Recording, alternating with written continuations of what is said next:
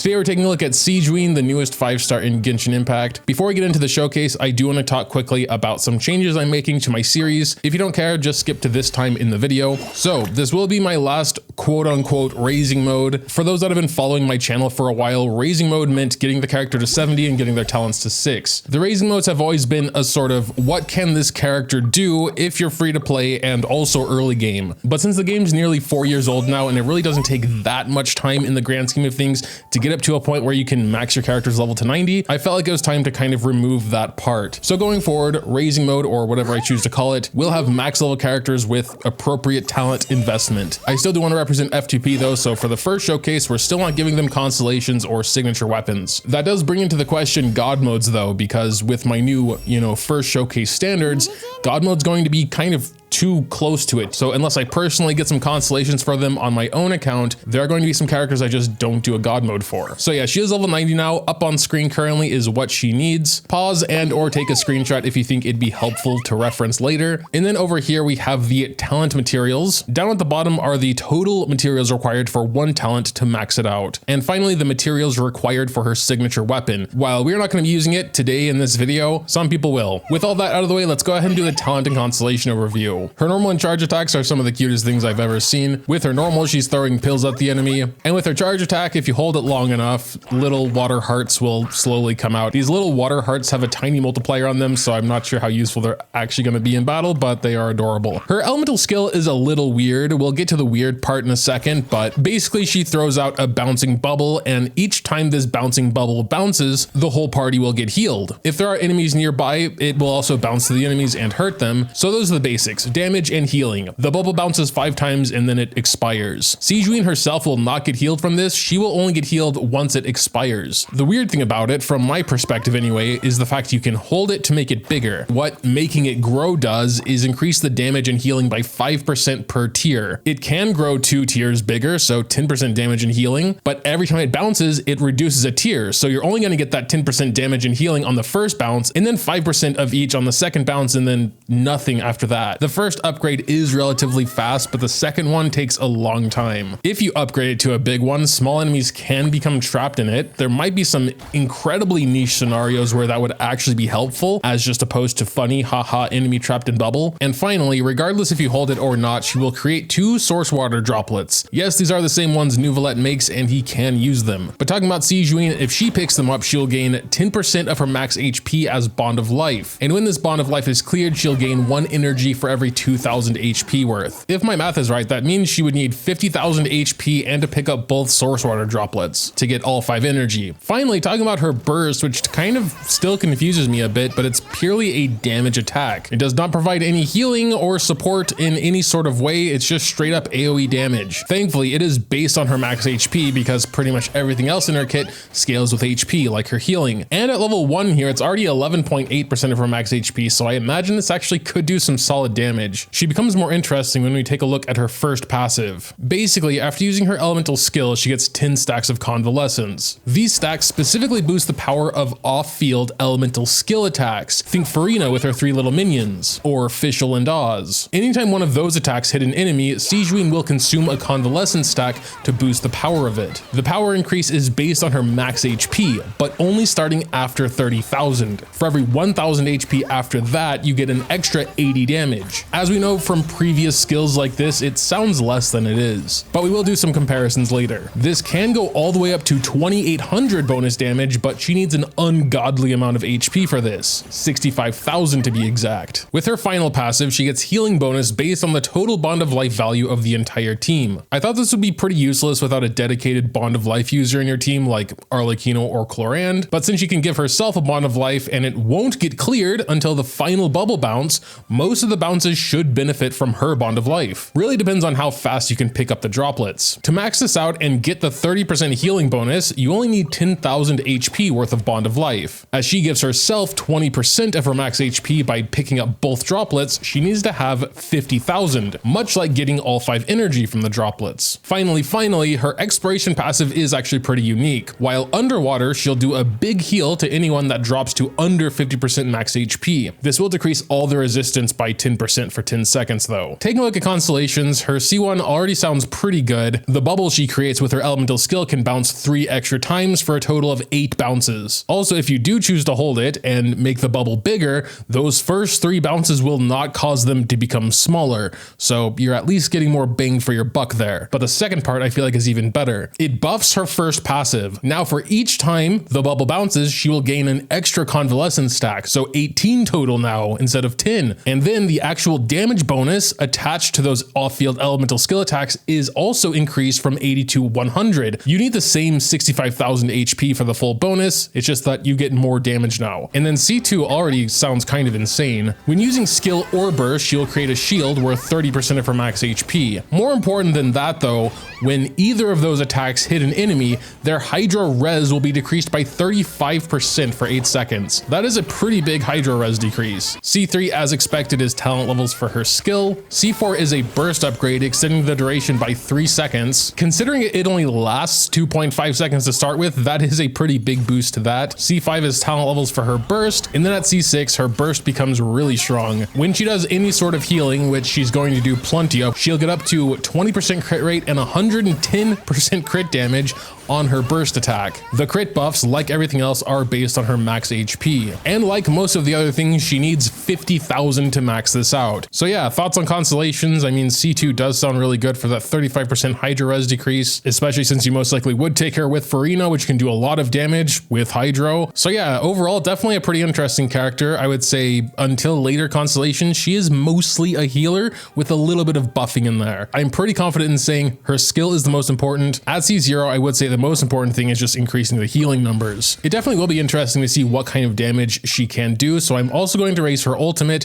You know, we can try messing around with her being a DPS at C0. I don't expect too much right now, but it might be interesting to play around with. So we'll probably get that up to 8 as well. And then we're going to leave her basic at 1 because I can't imagine that's ever going to be really useful even at C6. But yeah, let's go ahead and build her now, starting with weapon.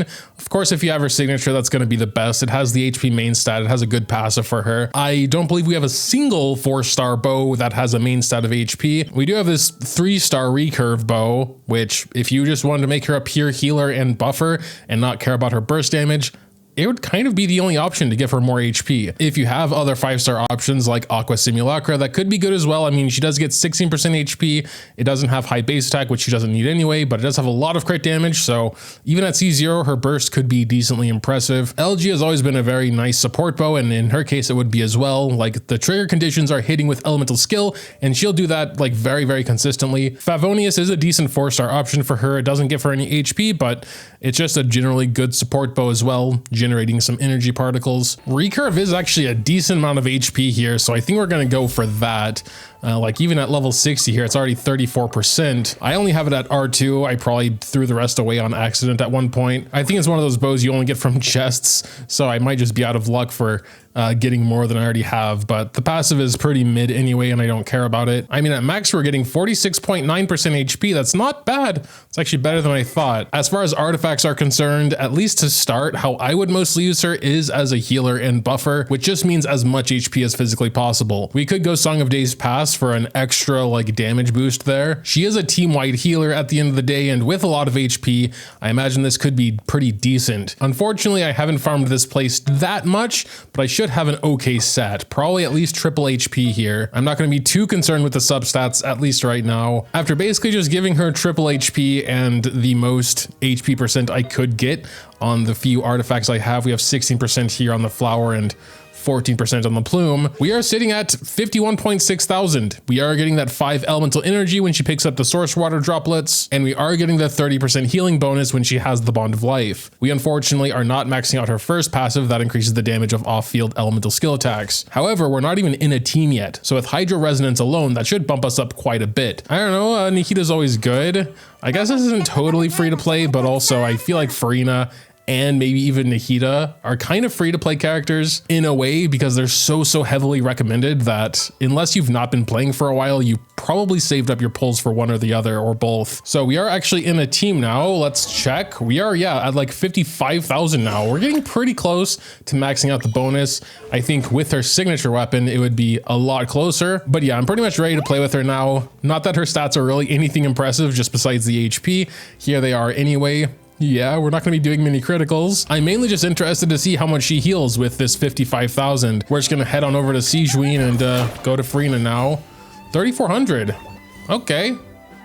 That's really not bad considering it's like the entire team. You can also pick up those source water droplets and you can see we get that bond of life there. And if we do another E, you can see that, well, we get more bond of life because we picked up more, but now her bond of life is cleared only on the final bounce. So that's pretty key as well. So during all those other bounces, we have the, you know, full healing bonus. And then, right, we already talked about this in the Talents and Constellation overview. Anyway, I don't think we're going to do a really big showcase with her because at the end of the day, she is kind of a healer right now. The main thing I want to do is some comparisons, looking at Furina damage with and without Sigewinne's convalescence stacks. And to rule out as many variables as possible, I'm not going to be doing anything with anyone besides Furina and Sigewinne. Yeah, I think just to make things more consistent, we're going to give Furina a crit rate circlet. I'm also removing her 4-piece golden troop to remove another variable and just making sure, okay, yeah, we have over 100 crit rate now, so that's fine. Her damage will be overall lower, but that doesn't really matter. We're just trying to see what kind of difference there is. Also, Masanori, probably the worst person to do this on because he's always blocking. Maybe we'll just focus on that 7632 because that one's popping off all the time. 7632. I'll run it a few more times just to get some consistent numbers. It's this little dude's attack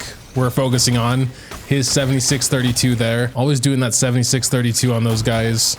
Okay. Also, we are taking the 4-piece Song of Days pass off of her because that would add on to the bonus she's already doing, and I just want to see what her bonus is doing here in this first passive. There could very well be another variable I'm not thinking about, but this is about as close as I can make it. It would be a lot easier to see with someone else than not Furina, but I kind of feel like these two were kind of meant to work together, so that's what I want to test. Now we're basically just going to do the same thing, but we're actually going to swap out and use her E now, and then see what this little minion is doing now. 12,361. Yes, indeed. Obviously, with Furina and her 3 minions, we are eating through the convalescence stacks very, very fast.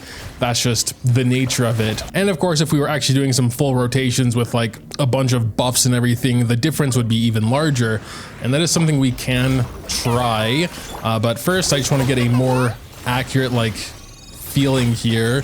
I mean, 12,361, that is pretty consistent. So just from that first passive of Sigewinne, we are getting about a 5,000 real world damage increase. I think the actual damage increase will become wider as we get buffs. I still do want to keep it somewhat simple, and even just introducing Furina's burst into this will make it a lot more complex because the longer her burst goes, the more damage her minions do. Like, once again, we'll keep an eye on this little one. You know, he's hitting for 9,000 and now it's 96 and now it's 10.4 and now it's 10.9, 11.1, 13,000. The bad thing is, since we only have 10 convalescence stacks, we're gonna kind of have to time her E to, you know, when we already have full fanfare and actually swap off field and try and get an idea about what her max damage, you know, after she has max fanfare points is. The little one's damage does seem to cap out at around 13 or 14K, 13.1 there. It is very hard to get like a consistent reading because there is like already so many variables going on, but I've done it like 10 times now and that's about the best I can come up with, but it doesn't need to be exact. We're just going to see if we get like maybe some 20Ks in there, you know, when we have other buffs going on. So we are going to wait a little bit here with Furina before going to Sigewinne, so we actually can use the convalescence stacks. There we go. Now we can use the E and check her little guy. 23. That was definitely a 23 from the little guy.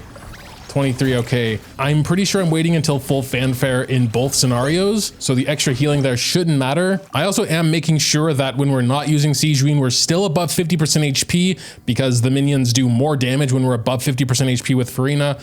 A lot of things to take care of, really, and I'm trying. Again, there could still be something I'm overlooking, but yeah, I mean, we're at max fanfare. We're not below 50% HP yet, and the dude's doing like 13.9 without Sigewinne. Use her, and we're getting 22s now.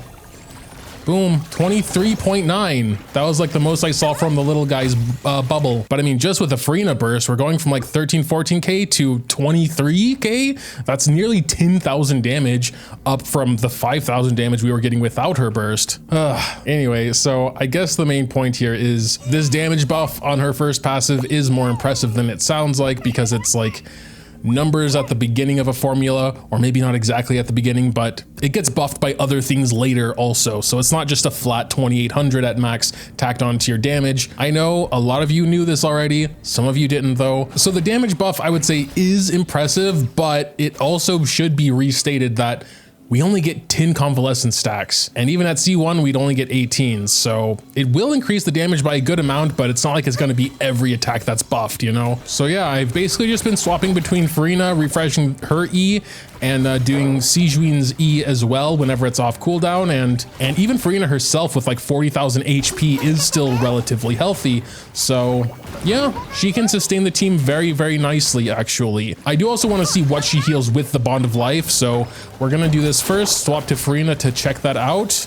And we're getting healed by 3363. Okay. That's without Bond of Life. Her E again, pick up the Bond of Life, go to Furina, and we'll see 4240.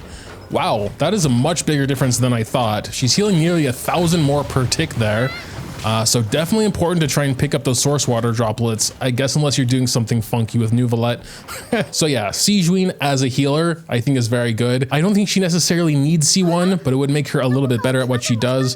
C2, damn, 35% Hydro Res reduction. I did kind of also want to try her as a DPS, I suppose. I mean, obviously I would like to go Aqua, but it's still like the free to play video, so I guess I can't. There really aren't any good pure free to play bows that'd be good for her as a DPS though. I mean, Battle Pass ones aren't free to play. They would at least have crit rate though. Skyward Harp is like almost free to play, right? It's a standard banner. All right, that's just for fun. I want to see what we can do with her burst when we actually have some like cracked stats going off. We're gonna give her the Hunter set. Even as a DPS, I would still say HP is the most important because that's what she also scales with. Actually, yeah, like I do with Nuvolette, we're gonna go HP Goblet on her. We're just gonna steal that from Nuvolette because with Furina, we get so many other damage boosts that I think it's not really that important. So yeah, we're going crit damage HP actually, and this is probably how I would still build her at C6 for the most part. All right, we've built her in the Hunter set and we're sitting at, actually, we didn't even lose that much HP. We're at 44.4. Easily with our signature bow, we'd be over 50, probably closer to 60. The offensive stats are looking pretty good as well. With the Hunter set, we're at like nearly 90 crit rate, 209 crit damage. Might need a bit more energy recharge, I'm not too sure yet. But yeah, overall, not too shabby. Let's see what kind of C0 damage we got, and for that we can just go to good old Masanori. I'm not even sure how we would buff her damage besides like Vaporize, but that's going to be annoying, especially with Furina in the team. So I'm just going to take Zhongli to reduce their res, I guess. Nahida I don't think is even going to do much. Like she gives some nice EM and stuff. But yeah, like I said, this is mostly just for fun, so don't take it too seriously. I don't know, some 15, 20k hits from her burst here. We'll see. 20, 28. I mean, that wasn't even bad. It wasn't like main DPS levels of damage or anything, but 28k. It hits, I don't know, 5-6 times. It's like 150k burst right there. And yeah, I think we're good. Yeah, I mean, still that 28. She does become less of a support because she will obviously have lower HP and no Song of Days Past. Whether that's actually worth it is hard to answer. I would assume focusing on her support and healing capabilities is better until higher Constellation, like until C4 where it actually lasts over twice as long and you probably get, you know, 10, 12 hits in there. But yeah, there she is. I'm not sure what else to say really. She definitely has the potential to do a lot of damage, but I think first and foremost, she's just a really solid team-wide healer with some pretty good buffs for some very specific characters. Let me know what you think about her in the comments down below though. Dropping a like or subscribing to the channel if you enjoyed is always greatly appreciated as well. Thanks as always for watching, and until next time.